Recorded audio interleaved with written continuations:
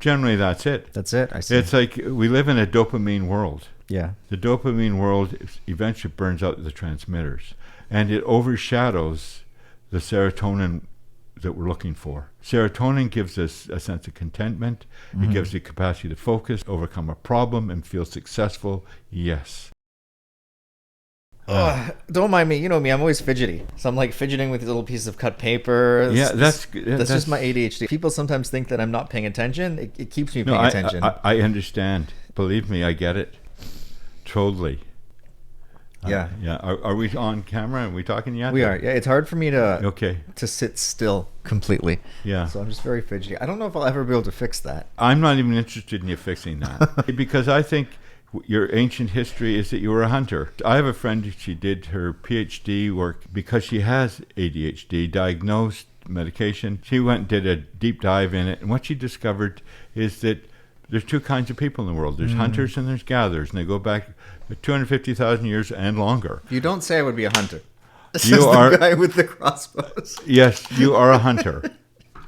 By definition, you are a hunter.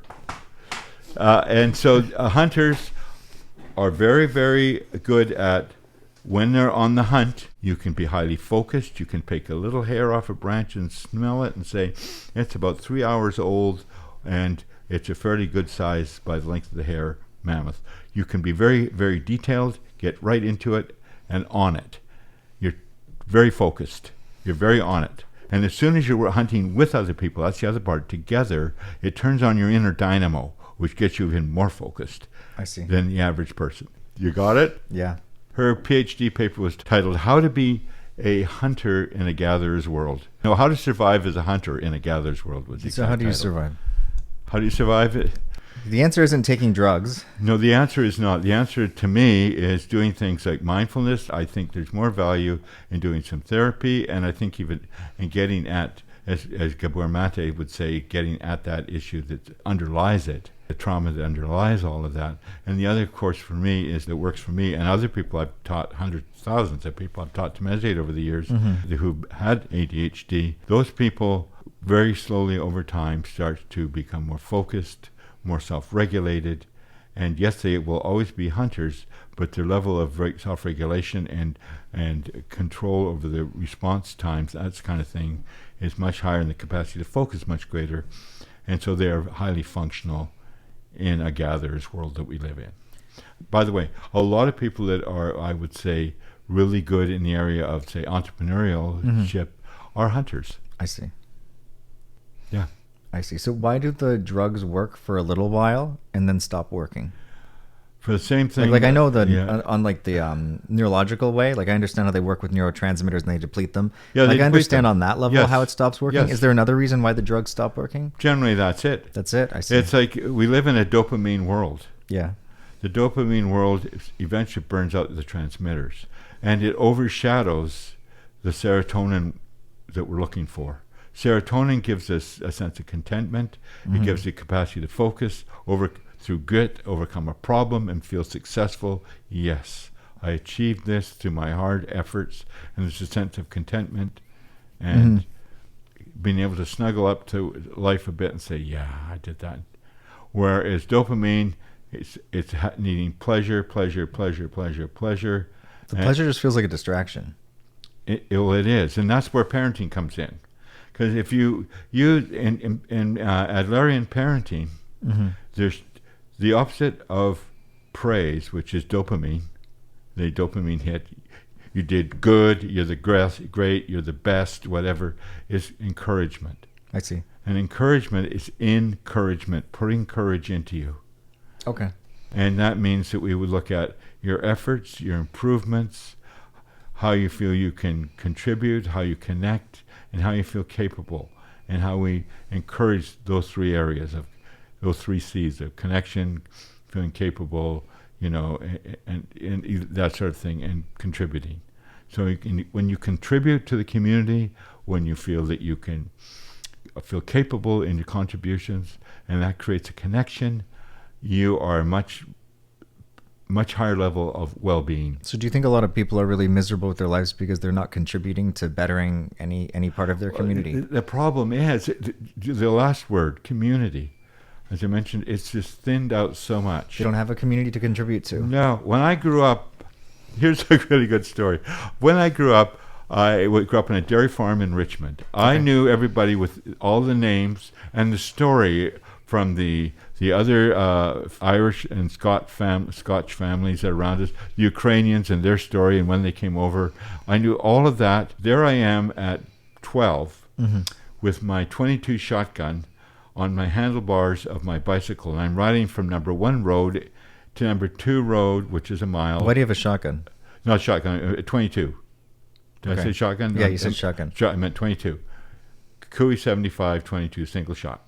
So I go all the way up to number 8 road where the Richmond Rod and Gun Club would meet on Thursday nights. And I would put it across my handlebars and ride up there on my 3-speed bike. Okay.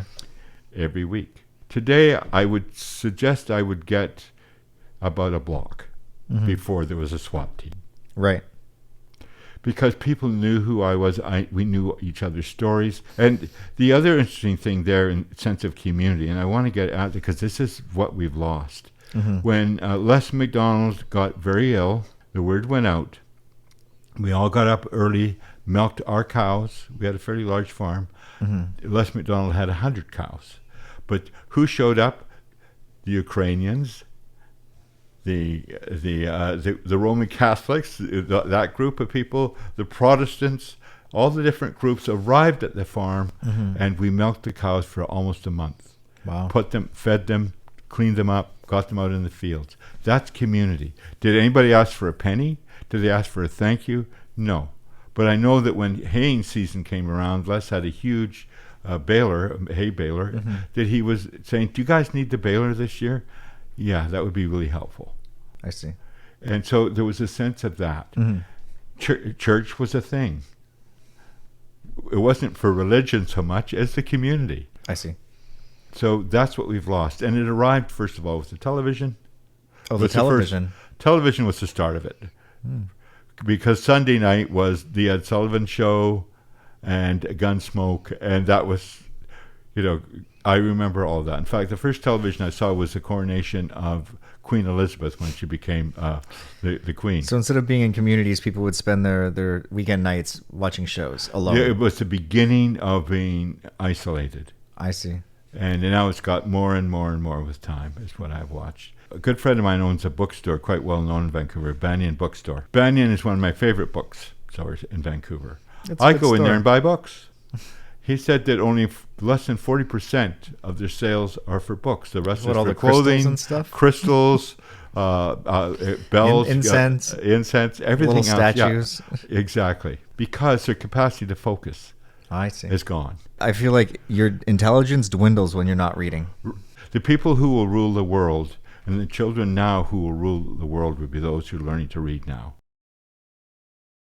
Wow, you can really see all the weight that I've gained recently since this was filmed like 6 months ago. Anyway, full video is going to be up on Patreon. It's not up yet. I'm not done editing it, but when it is, I'll be posting it for all my patrons. It's like 2 hours long. We covered a lot of interesting topics. Till then, I do have some more clips. Before you go, please do me the biggest favor in the world and listen to a word from this video's sponsor. Even though you probably want to click off this, it would really help.